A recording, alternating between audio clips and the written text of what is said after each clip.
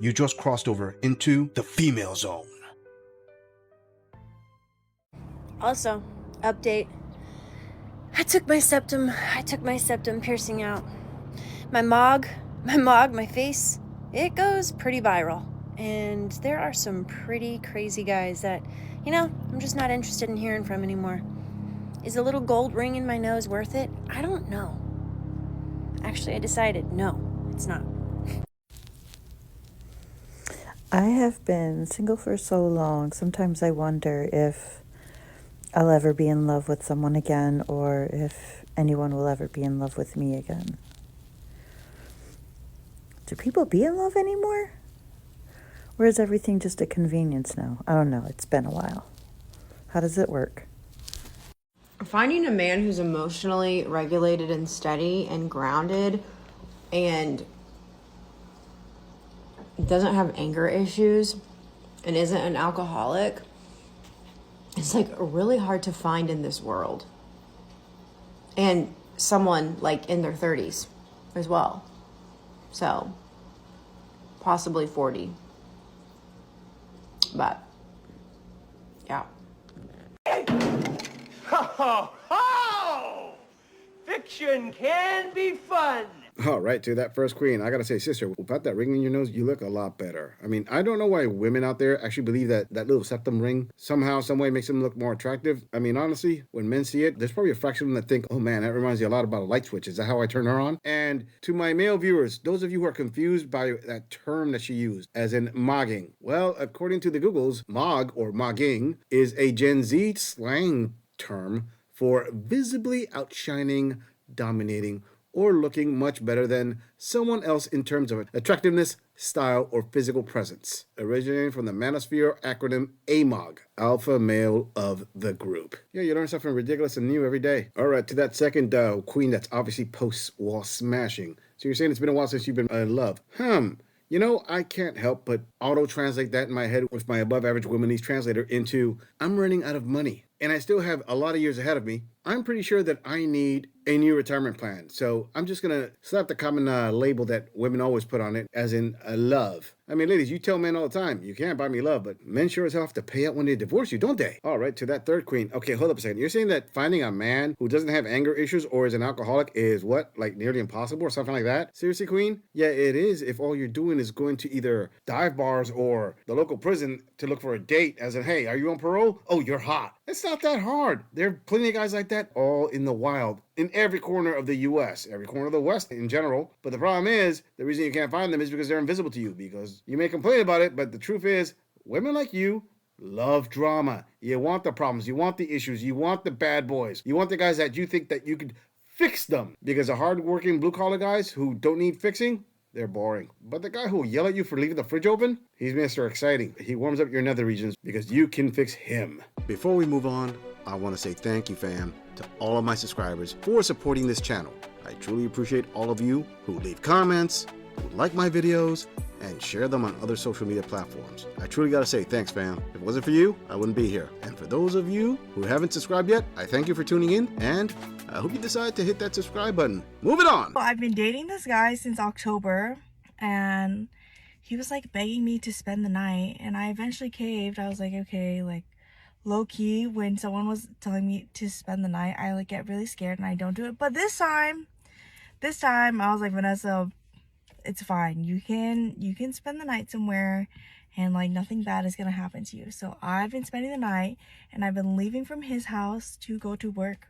When I spend the night, he even woke up early and made me breakfast. I'm currently out of town. I'm back home in Portland. But and this specific guy, he told me that he likes Asian women. I said, okay. He goes to a New Year's rave. He reposts himself with another Asian girl.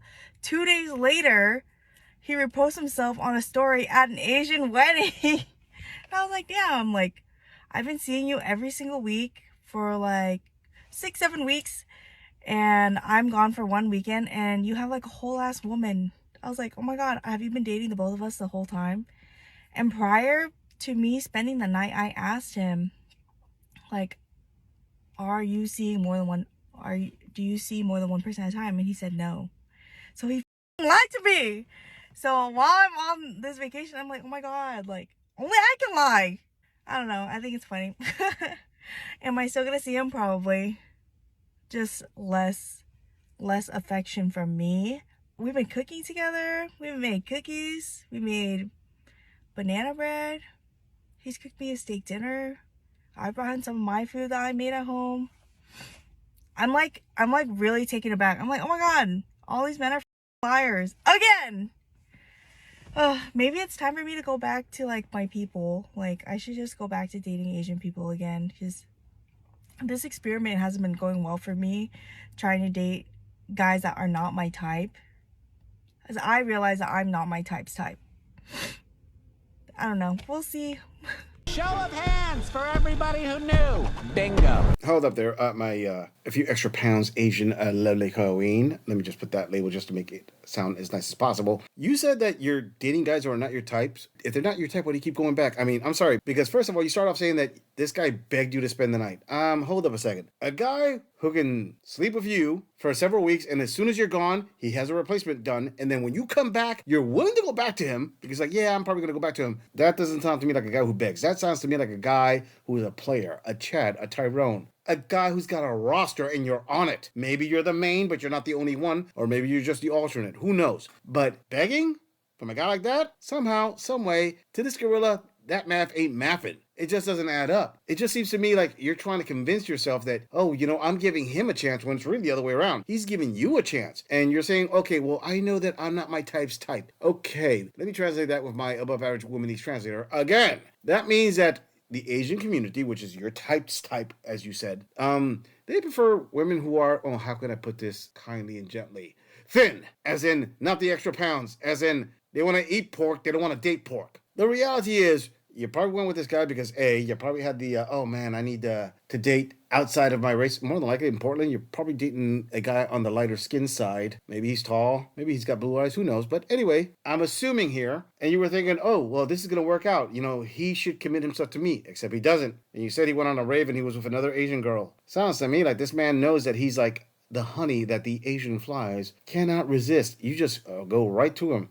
Like moths to a flame. Sweetheart, just admit it. You're falling for a player. He's not going to commit to you. He's just going to give you that D when you want it. Lay that power pole on you. Slay you with the sausage. However you want to say it. And apparently he's doing a good job, because if you're going back to him after all this, even after he lied to you, all this gorilla could assume is that this man is an expert at pile driving you through the mattress.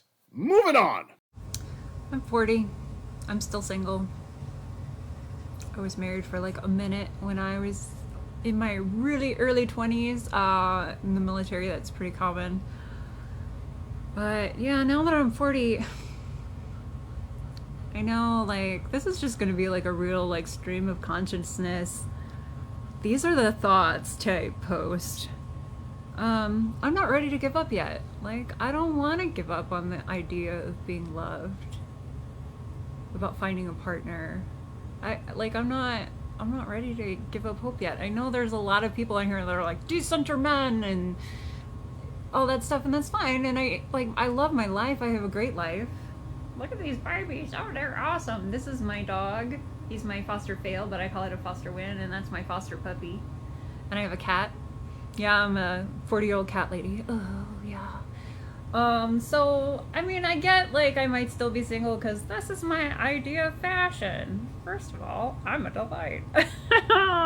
But, I don't know, like, I think, like, everybody has that war in their head where they're, like, they think they're good stuff. Like, hey, I'm a PhD, I'm a former model, I was a skydiver, like, I got all these, like, I'm an author and, like, all these cool things about me, but then I'm like, and I also forget what day it is, and I have a traumatic brain injury and I can't smell anything, so I'm really hoping I smell good, because I mean, I just like, I read the ingredient labels on things, like, I'm like, oh, this says it smells like strawberry shortcake, so I'm hoping I smell like dessert. Like, I'm really hoping, but I don't know, because I have that disability. So like, there's like this constant war back and forth, and that's normal, I think, for people, not just women, not just men, not just people, to be like, oh, I got all these good things, oh, but what about all these bad things? Ooh, will anybody ever really accept me for that? And you know what? I don't know. I'm not sure. But I'm hopeful. You know? Maybe it's that toxic diet that we millennials grew up on of Disney princesses. I don't know. But I'm not ready to give up yet.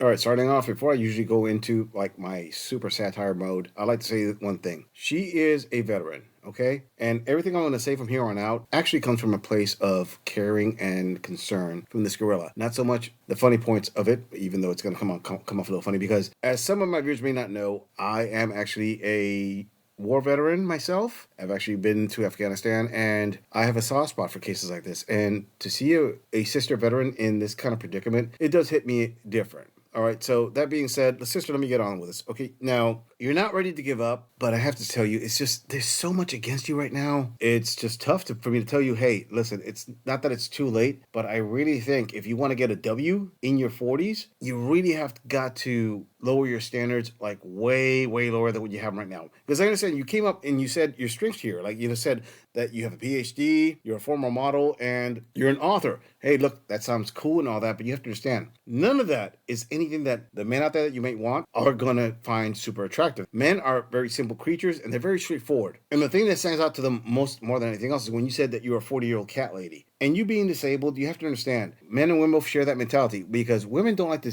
date disabled men. That's not a secret. That's actually pretty active out there. In the same breath, men don't like to date disabled women. I'm not trying to beat you down. I'm just trying to be very honest with you. At this point right now, as everything you said in this video alone, this girl is going to tell you, listen, what you need to do in order to fight this loneliness that you have, and this is coming from a veteran to veteran talk here, you're going to have to let go of a lot of things. This mentality that you have a PhD, you're a former model and all that, you're going to have to let that go. And you're going to have to realize, hey, that was the past. Maybe some of it's the present, but your reality is that you are a single woman with pets, and you need to accept that, hey, if I have XYZ things against me, I have to be willing to date a man who also has his XYZ things against him. And if you're both willing to look past all these issues, come together on common ground, and start to date, I think that you can actually have what you're looking for, even this late in life. But you have to understand, honey, a man's past achievements do help him find a future mate. A woman's past achievements really don't do a thing for her. I hope this helps. You're goddamn right. I'm just saying, if you enjoy this audit, click on the video in the end screen for more content. If you would like to support the channel, please follow the link in the description to donate to our beer fund, or like, subscribe, and share this video on other social media platforms. If you agree or disagree with anything about this audit, please let us know in the comments. I'm going to leave this audit right here. I'll see all of you in the next episode.